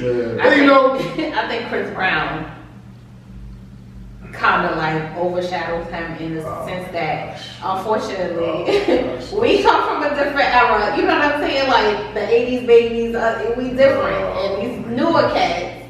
Chris Brown has a way to appeal to them as well. I know what you're saying. In the way that Usher Don't can. start with this. I understand what I You get what I'm saying? Yeah, look, I got you. Like, remember I told you my aunt and son was babysitting when I was that age when this came out, when I was like 9 and everything, and I seen how big Usher was on TRL and everything. Girls crying during the concerts of the Truth tour, and Usher doing the back. Usher was the one doing the back flips and the front flips with no hands and everything. He was the athletic R&B star first. He was the ultimate performer first. Now, when he took that hiatus from 04 to 08, I know he had Same Girl R. Kelly that came out in 07, but when he, we can forget that. Go ahead. But when he went from Confessions to Here I Stand, in between that time, you had Lloyd and Trey Songz and Neo, Mario Police Crying Out For Me, that single that did good. Chris Brown came out. Now, what happened was the kids that were all listening to Confessions and everything, like we were that were 9 and 10, we was like, okay, Chris all of a sudden became our guy the following year. For the older crowd that was my aunt's age and stuff, was like, okay, we're waiting for Usher. Time gone by, now they having kids and stuff. It's like, I think the hiatus was too long in my opinion. And then since Here I Stand didn't do good as Confessions, it kind of like, I feel bad. It seemed like it kind of made him hit a downfall a little bit. And plus, a lot of people weren't liking his wife, Tamika Foster, and in the media, he wasn't. Yeah, the media, he just wasn't looking good. Like with the whole. She was fucking. Yeah, you know what I'm saying? So he went from Blockbuster. He was That seems forgettable. That's so disrespectful. That's so disrespectful. We have 2 kids together. That's fine. Kids are cute. He went from Blockbuster, you know what I'm saying, to people going like, I don't know why you with this girl. She seems like she's using you. He fired his mom. She's old. And his mom. Fired his mom. Yeah, his mom was the manager from the beginning of his career to Confessions. But I think his mom knew how to market him the right way when it came to marketing with the artist. But once you let her go, Here I Stand wasn't marketed the right way when it came to releasing the singles and everything. And that wasn't having his mom on his team. So it was just like a lot of things went downhill from there. I always appreciated him because I remember how that was. But a lot of the young kids, you know how like, especially our culture, we disrespect other legends. Yeah. So Chris, they like, yeah, Chris the man, Chris do this, he do that, Chris better than him. Chris, instead of saying I like both of them, they say somebody else is better than the other instead of Look, I respect Chris Brown. I think Chris Brown is a legend. Me and Taz used to get in this argument all the time. I got my R&B Taz shirt on today. But we used to always get in this argument. But like, I really respect Chris Brown. And I think Chris Brown is a legend in his own right. But I just feel like even that argument, and with other people, not just Taz, that want to debate me on this, I want all the smoke. But Usher, man, Usher just hits. Like, Chris Brown has a lot of hits with other people. A lot of features, a lot of great songs. Usher got these timeless songs by himself that are timeless songs that can live in any generation, even like a Bad Girl. They can go in any, the older people, I'm talking about 60s, they love Bad Girl. Like, they love that song. Like, you can't do that with a lot of Chris Brown songs. I'm just saying, I get it. You talking about just dancing alone, Chris Brown got that. You got who got the best features, Chris Brown got that. You talking about who got hit songs, or who got this classic timeless album? It's Usher. I think they're in two different lanes. I don't even think they're in the same lane, in my opinion. At the end of the day, vocally, who sounds better? Oh, Usher, for sure. I go with Usher. Yeah. Now you tell me who's going? You gonna tell me? Now Usher is a great entertainer, but you tell me who's going to dance better than Chris Brown. But you telling me who might give you a whole better show? I think I'm Usher going to give you a better show. You know what happens to Carl though? A lot of people, a lot of women and young people. I'm gonna answer about real quick. A lot of people who like Chris, they so fascinated by the dance moves. They be like, oh, he sings better than Usher. Instead of listening to Chris's vocals, it's like it don't even match with Usher's. Like it don't compete with it. Usher has more range. Way more range. Usher, vocally in my underrated. opinion, Usher can hit different notes than Chris Brown. They don't rock with each other. I thought that was cool. Nah. No, Chris Brown put the pause on them at the same Oh, no, I thought that wasn't about that. I think they cool again though. I hope they cool. Cause the media be like they be putting fire on that stuff, and I don't want to see that, man. That would be dope if they do a tour. If they tour together, Usher definitely has to close. They gotta get more. They gotta get a bunch of people on the tour from them, and then let Chris Brown be second to last. It can't be just like them two. But Usher definitely has to close. Like, stop it, man. What's your favorite song on Confessions? Wow. Can't handle it. Wow, that's an interesting pick. I like that song. Simple things for me. You don't even have a complex answer. You can't never. Nothing to say. Yeah, that's my favorite song. This is actually pretty tough, but I'm gonna go with Throwback. Okay. I can't be mad at that. I'm gonna go with Throwback. Throwback's hard. With or without Jada? I take Jadakiss verse too. Jadakiss verse is tough. I think Jadakiss verse it fits the song pretty good. pick. But I like Throwback. Some data. But he got some great songs on here. I mean, I'm gonna go with some and then I'm gonna go with like another sleeper song. I ain't even going with like the singles, man. Man, that Superstar is crazy. That Superstar, that note, man, is crazy, man. Simple Things is crazy. I like Simple Things a lot. Simple Things is my jam. I'm gonna go with Simple Things number 2, man. Simple Things is crazy. This is like all B songs right here. And then that Do It To Me, man. Sheesh. It's my top 3. That Do It To Me, whoa. Do It To Me, you gonna be mass produced, man. You put that on, like, jeez. Sean, this makes me Grayson again, Sean. Clubs is getting shot up to Do It To Me. I was like, pop, they shooting. They shooting when it's on. Let's just Do It To Me is on. What? Oh, man. What you got, man? Favorite song? Simple Things. Simple Things. So, Leica, what you going with? I have 2. 2. Yeah. Mine's up with 3 now. Like me. Can't handle it. That's Ooh, one of my oh, favorites. my. Yeah. See where you at. Who right? What's the second one? Can't handle it. Jeez. Anyway. Like Sean. And I can't leave Let It Burn. Let It Burn. Oh, I done cried to Let It Burn. Oh my. I have moments with Let It Burn. Oh my. Okay. Oh my. It brings back stuff. Okay. Yeah. Let it burn. I ain't too joking. Okay. Let it burn tomorrow. She's just zone out. Okay. Let her be. Let your house burn. Yeah, Sheesh. All right. How would you rank Confessions? Where would you rank Confessions in Usher's discography? Oh, number one. That'd be number Yeah, number one for me. Okay. So I'm gonna be a little more complex with the question. So what's after Confessions to you? After Confessions would be, oh man. Okay, look, y'all, people want there, but I'm gonna say, Looking for Myself. Really? Yeah, it was to me. It was a very international. That's number 2. Yeah. Wow. Yeah. Okay. Yeah. I know that's very unpopular. Very unpopular. Wow. Okay. I'm gonna go with 8701. I'm gonna go Confessions clearly number 1. Mm-hmm. Then I'm gonna go with 8701 number 2. Now my number 3 might be a little surprising. It's not My Way. It's actually Raymond versus Raymond. That's number 3. Then I'm gonna go with My Way, and then my number 5 is kind of up in the air. So we doing top 5? I like to round my thing out to a nice number. Okay. But it's kind of tough, man. I think I might go with I guess Here I Stand.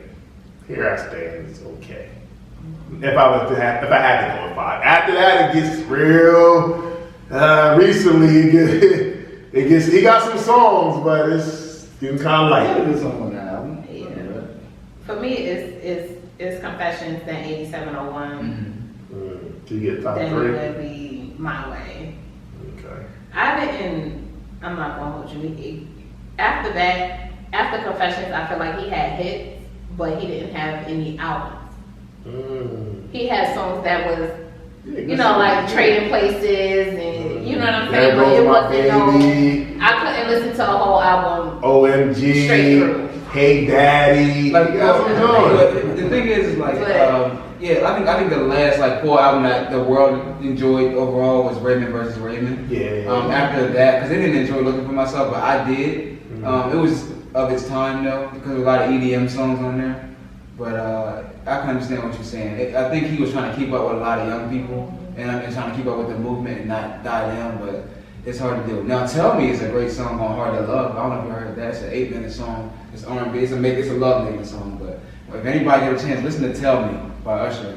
You'll appreciate that R&B track right there. Sean, do you know any other Usher albums other than Confessions? You're asking the wrong person. I think this is the best Usher album I heard. So.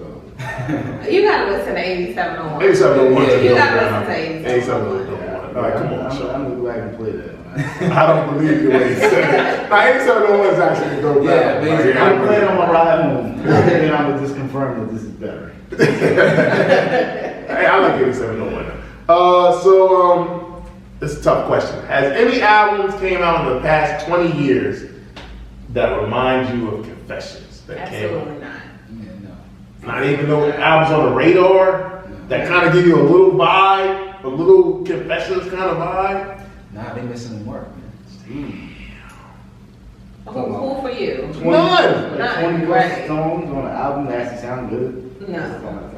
And With hits that's trap one. and B-sides. Yeah, I really can't. I normally reach, but I don't really got no reach. I mean, the closest probably thing I can reach to is some Chris Brown type stuff, but I don't think none of it hit. Like, he got albums that got like 20 songs on there, but like, I can't like say that anything close to Confessions. Like, not even in the I would say like to be honest, even though it's a reach, like this is clearly a reach, but it would be Neo's Year of the Gentleman, probably. I like that. You know what I'm saying? But that album pretty good. Yeah. I like Neo the Gentleman Go. Yeah. Neo the Gentleman Go. That's it. Okay, that's a good reach. I like that album. Neo. Or, you know what? He says you're reaching. I'm gonna go with Robin Thicke, Evolution of Robin Thicke. Okay. It was pop, it had some pop hits, but it had some great songs, it had a lot of songs, it was all the way through. That's a reach. Those are super reaches. Yeah. though. You gotta try. And You then, gotta try. well, 2 years after this is 04. 2 years after this in 06, Justin had a Future Love Sex Songs. That album was I like that album. Yeah. So like it was Sean loved Sexy Back. Sean loved and it. then you got My Love, you know what I'm saying? You got Until the End of Time. Love. You know what I'm saying? Yeah, well, especially with Beyonce. When Gotta Get Sexy Back came out, Sean couldn't control himself. The remix with Beyonce is crazy. Oh wow. You just don't like Beyonce. Beehive, get him. But the original's better. Yo, why did you like the Sexy Back song so much, Sean? You was at a different time for you. No, me and you. Oh, with me that. and you. Yeah, with that one. Yeah, I'm You not. don't like the Beyonce remix? Yeah, that was I hard. say watch out, that Beehive crazy. I know they all crazy. Get him, Adam, Beehive, That's Adam. Like, I get upset when they're playing a song like, damn, this is the version of Beyonce. Damn, that's that bad? Damn, that's canceled. I just like whatever. Damn, you talking like it's trash. It's not trash, but it's just like I like the song better than just them. Just like Justin, huh? He's like Justin's vocals. Just gotta relax, Dylan. Oh man. All right, Confessions 20-year anniversary. What's the legacy of this album to y'all? I think it's the best Usher album he's ever done. It was a good moment in time to bring R&B back, and good for Usher. Good. Yeah, the legacy of this album is, of course, it was a blockbuster album, and I think for Usher, like, it solidified him as an icon, right? And the album is iconic, and it's one of those things where, as an artist, you try to reach it again, but it was so big, it's impossible to hit that mark again. So the legacy of it is like it made its mark, like in time, where you want to take a time machine and just relive it. You know what I'm saying? It made you want to relive that era. And that's a time stamp to me. You know what I'm saying? It's something that you'll forever relive in your mind. You know what I'm saying? So that's the legacy. Where does this album, Lenny, rank for you amongst your favorite albums of all time? Ooh, it's number two for me. Wow, what's number one? Thriller for sure. Oh, okay. Yeah, Thriller is my favorite album of all time. Their Confessions is number 2. About 3, 4, and 5. 3 would be Tupac's All Eyes on Me, and then 4. I just going R&B. My bad. I'm thinking y'all talking about all albums, but yeah, I'm sorry. So Thriller, Confessions, and then from there on, like, I'm a big, I like, sheesh, I'm like Temptations, their albums. Like, it goes into like stuff like that. Like, I get real old school with it. Yeah, That's dope. That's a tough question. I'm trying to think about that for myself. But legacy-wise, I can definitely say this: of albums that came out in the year 2000 and after, this is my favorite R&B album, by far, not even close. That came out in the 2000s and after. Definitely my top 5 R&B albums of all time. And it may be. Yeah, I mean, there's some good. I'm gonna go. I put this album as, you know how I feel about this album. I consider this an R&B album. So I got Lauryn Hill, Miseducation of Lauryn Hill, and then if I was to probably go top 5, it might be like Miseducation of Lauryn Hill, Thriller, Confessions, My Life. No. I gotta put Marvin Gaye, What's Going On in there somewhere, and then My Life would be probably like number 5 for Mary J. Blige. That's a mean top 5. That's a mean top 5. I challenge y'all to come up with a better R&B top 5 than that one I just mentioned. Lauryn Hill, Mike, Usher, Marvin Gaye, and Mary J. Blige. My Life for the Hood. You're so proud of yourself. Can't see it. Yo, Usher though, but this album, you know, it's very few artists that have albums that like that classic, like once in a lifetime, once in a generation album that everybody mentions. It's not a lot of artists, rapping or R&B, that got those kind of albums. Usher has that with Confessions. Like, he has that, man, you don't got a Confessions though. Like you don't got, like it's very, even dudes, the people that we consider legends in the game, they don't have no album that people go back to, like Confessions or Thriller or Illmatic or All Eyes on Me, or like them type albums like Life After Death, Ready to Die. Like, they don't have them. This is his album. Like, this is the bar. Like, can you make a Confessions though? Like, yeah, I'm cool, but you got a Confessions? nah, you gotta go sit over there. Like this is another level over here. Usher, does it hurt his legacy that he came out with this after this is his 4th album? Yes, that makes it even better because it let him know that he like. Jermaine, I heard Jermaine Dupri talk about this because he wrote pretty much most of the album. So he wrote My Way after the Puff thing failed. My Way got him back where he belonged. Like then he went to 8701, went to another level, and then went to another level with Confession. So that's you see the evolution of him. That's great. Yeah, because usually back then, like, record labels would be like, all right, the first 2 was just okay. Yeah. And then it's like, we're going to cut this guy. Sometimes, by the time they got to the 4th album, it was a rap on some artists. Like, he made the album of his life at number 4. So, I mean, he got better. So, classic album, man. Classic album. What about the legacy of Confession to you, Suleika? The legacy, I think this solidified Usher in the game. Even though he is underrated, it made him undeniable as an artist, which is why he got that residency. Because you know what I'm saying? I also think it was great in showing newer artists the growth of an artist,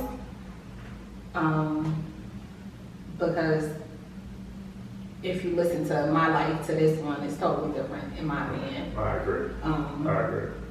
It's more mature. It's more. My Way, you mean? Yeah, My Way. Yeah. Excuse me, My Way. I think this was dope for his legacy. I think if they try to take everything away from him, they can't take this album away from him. Can't take. You can say whatever you want. You can say whatever you want. You can't take Confessions away from that. I think we all agree this album is a classic, and 20 years later, it still goes. So it's not like one of them things that was just like a time period kind of set of music that kind of is outdated now. Like this album still goes. Like you listen to this album now, I've been listening to it for like the last couple of weeks, and like these songs, some was a song like, damn, I forgot how great this song, like some of these B-side songs was. Like these are great timeless songs, man. So definitely a classic, man. Now we got Lenny and Suleika with us. Hey, Lenny, you're an author. You know what I'm saying? You got a new book out. Tell us about it. So I got a new book out called Rose for Rose. He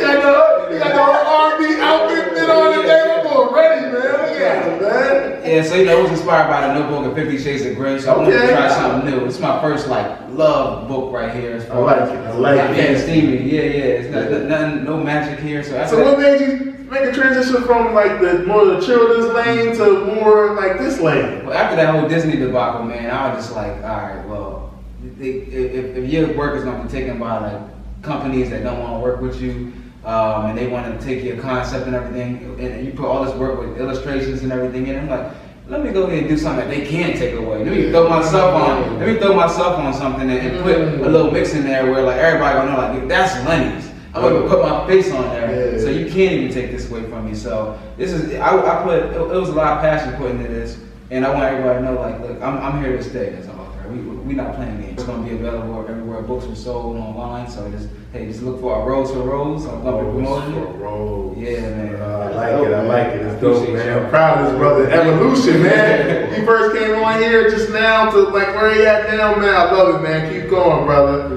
Keep going, brother. Hey, hell, man, how can they follow you and make sure to give all that, man? Oh yeah, follow me at Lenny's_imagination, and then you can also go to my website Lenny'sImagination.com. And that's where you can find all my books, and you can keep up with everything that's going on. Great stuff. And Suleika, you got a business too. I do. I am the owner and lead designer at thepopfactor.com. It's a balloon design boutique. So if you need a little pop added to your events or anything you got going on, very intricate balloon designs. They get nice, yeah. Right. They dope. Real dope. Yes. You can find me at The Pop Factor on Instagram and Facebook or thepopfactor.com. Definitely. All right, man. Y'all keep doing y'all thing. We appreciate y'all joining us today. Usher, 20th anniversary. Happy 20th anniversary to Usher. Everybody involved in this album: Jermaine Dupri, Brian Michael Cox, Jimmy Jam, Terry Lewis, Lil Jon, Ludacris, 1,000 other people that contributed to this album, but the team, y'all nailed it on this one. Classic, it can't be denied. If for some reason you're under a rock and you never heard Usher Confessions, please do yourself a favor and go listen to this album. It's on all streaming platforms. You might want to skip Shine's verse, but you know what I'm saying? If you feeling that, if you want to do the whole thing out, I'm just saying he is in jail, y'all. I'm warning y'all, he's in jail, so the sound quality wasn't that great in 2004. In 2024, 20 years later, we might could get him a little better. But Shine's home now, so we don't gotta worry about that. And I'm glad he's not rapping no more. Yeah, man. But look, the youngest might like him nowadays. This might have been his era. I'm glad Shine is doing what he's doing now. Like, and you can't rap forever, brother. But nah, man. Usher Confessions 20-year anniversary. Classic album, man. Happy 20th anniversary to Confessions. We Concert Crew Podcast. Make sure you go follow us at Concert Crew Podcast. Make sure you go download, subscribe. We on all digital platforms. Make sure you go to our YouTube page. Subscribe. Keep on running them views up. We appreciate all the support. I see the views going up. Continue to support us and continue to subscribe. As always, long live our brother Tez. He loved this album. I can tell you, it's a classic album. He loved this album. It's one of his favorite R&B albums of all time. So I got my R&B Tez shirt on today. We always hold it down. Long live our brother Tez. We're going to continue to March 4th. Concert Crew Podcast, we here and we ain't going nowhere. As always, yo Pito, hit us with the fader. We out. Peace.